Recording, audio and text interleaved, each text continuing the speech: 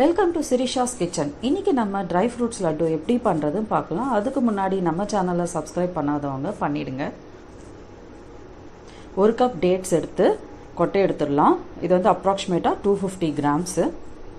இப்போ இதை வந்து நம்ம ஒரு கோர்ஸ் பேஸ்ட்டாக அரைச்சிக்கலாம். ஒரு கடாயில் 1 டீஸ்பூன் நெய்யை விட்டு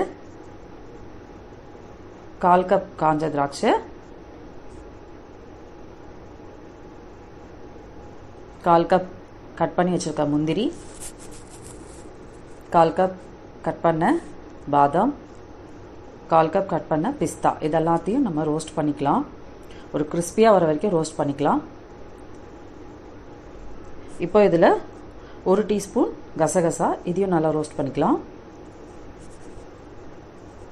இப்போது நம்ம அரைச்சி வச்சுருக்க டேட்ஸ் பேஸ்ட்டை இதில் சேர்த்து நல்லா கலந்துக்கலாம். நட்ஸும் டேட்ஸும் நல்லா மிக்ஸ் ஆகணும்.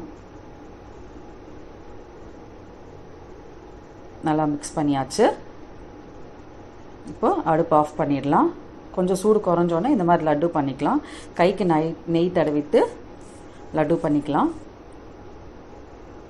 இதே மாதிரி மற்றதும் பண்ணிக்கலாம்.